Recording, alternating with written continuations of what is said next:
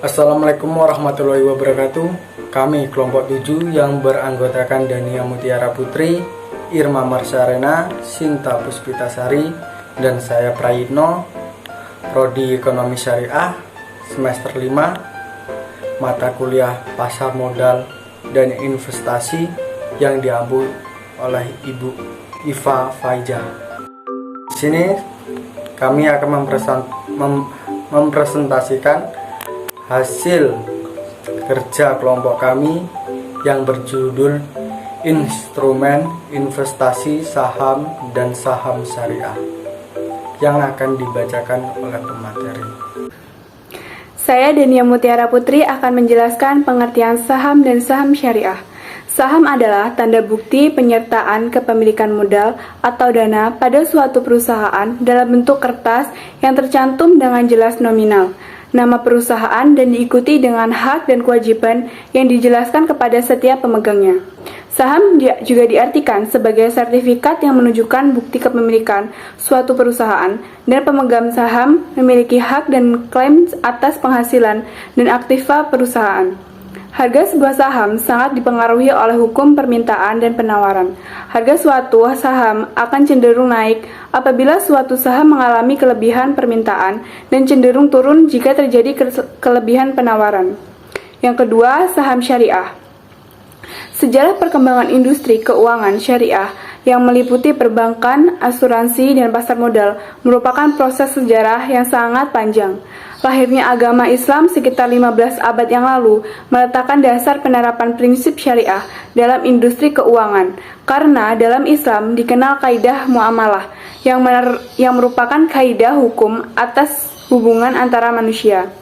Langkah awal perkembangan pasar modal syariah di Indonesia dimulai dengan diterbitkan Reksadana Syariah pada tanggal 25 Juni 1997, diikuti dengan terbitnya obligasi syariah pada akhir 2002. Kemudian diikuti pula dengan hadirnya Jakarta Islamic pada Juli 2002. Saham merupakan surat berharga yang mempresentasikan penyertaan modal ke dalam suatu perusahaan.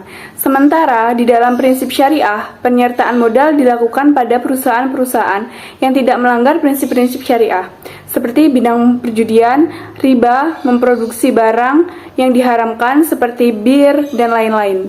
Dari sudut pandang fikih, pada dasarnya saham adalah efek syariah.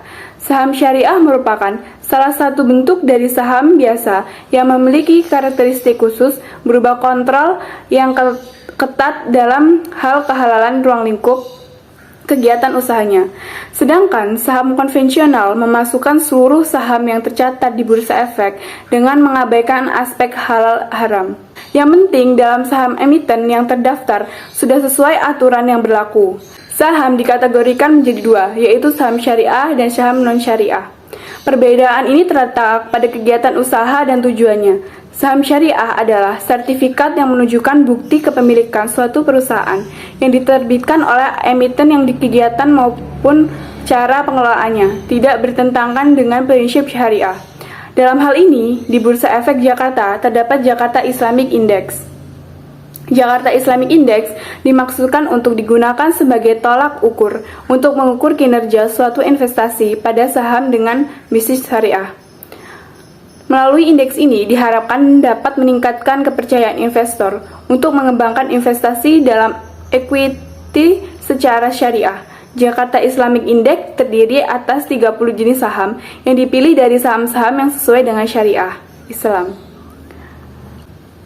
Materi selanjutnya akan disampaikan oleh rekan saya yang bernama Irma Marsyarena. Kepadanya saya persilakan. B. Jenis-jenis saham. Saham dibagi menjadi dua bagian, yaitu saham biasa dan saham preferen.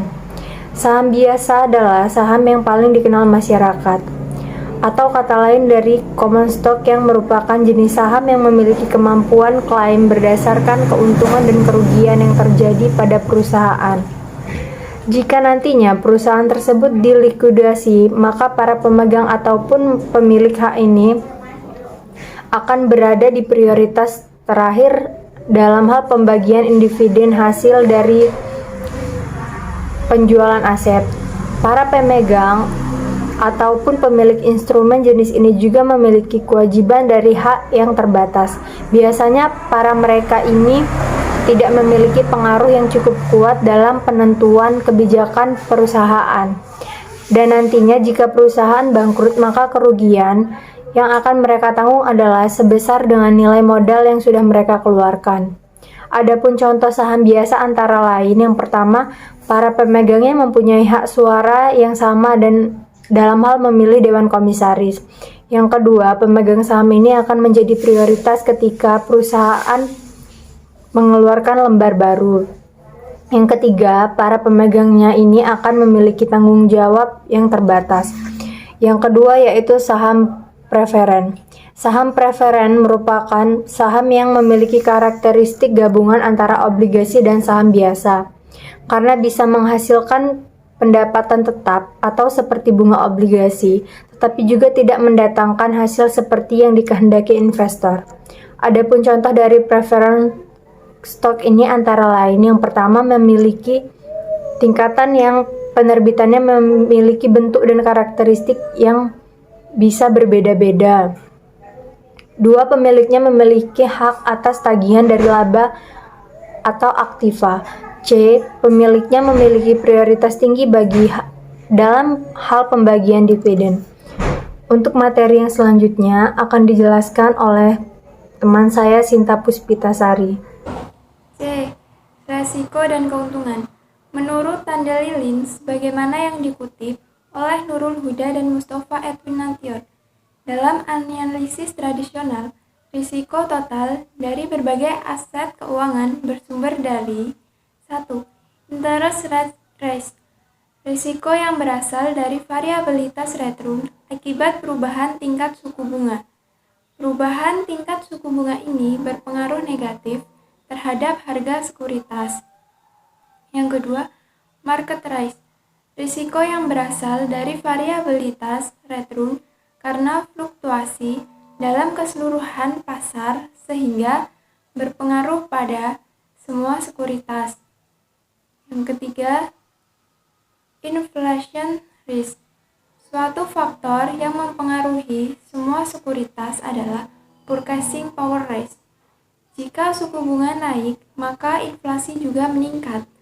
Karena lenders membutuhkan tambahan premium inflasi untuk mengganti kerugian purchasing power.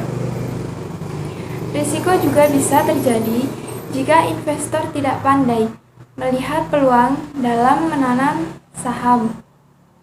Ketelitian investor juga diperlukan dalam menanam saham di perusahaan.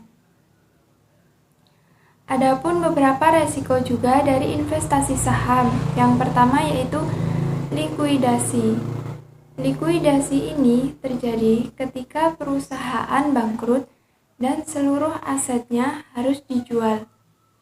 Pemilik saham memiliki hak klaim atas hasil likuidasi tersebut. Namun, hak klaim hanya bisa dilakukan jika hasil likuidasi tersebut dimiliki. Sisa setelah dipotong kewajiban perusahaan. Jika hasil likuidasi tidak tersisa, maka pemegang ataupun pemilik hak tidak bisa melakukan klaim apapun. Yang kedua, tidak ada pembagian dividen. Ini bisa terjadi saat perusahaan lebih memilih untuk menyimpan keuntungan daripada dibagikan. Biasanya tujuannya untuk membayar kewajiban, menambah modal, atau hal lainnya. Yang ketiga, hilang modal. Kemungkinan resiko ini bisa muncul saat nilai jual saham yang kamu miliki lebih rendah daripada nilai saat kamu beli. Yang ketiga, delisting. Saham yang delisting adalah saham yang dihapus dari bursa. Itu artinya saham tersebut tidak bisa diperjualbelikan lagi. Namun, jika pengelolaannya baik, saham juga akan memberikan banyak keuntungan atau manfaat yang positif, yaitu yang pertama, capital gain. Ini Ini merupakan keuntungan saham yang akan kamu dapat berdasarkan selisih antara nilai jual dan nilai beli. Semakin tinggi selisih nilai saat jual dan beli, maka keuntungan kamu dapat pun akan semakin besar. Yang kedua, dividen. Ini merupakan keuntungan yang akan didapat berdasarkan performa dari perusahaan yang sahamnya kamu miliki. Semakin tinggi nilai keuntungan tersebut, maka semakin besar juga biasanya dividen yang dibagikan. Berikut materi yang bisa kami sampaikan. Jika ada kesalahan dalam tutur kata maupun penyampaian materi, kami mohon maaf. Kami akhiri. Wassalamualaikum warahmatullahi wabarakatuh.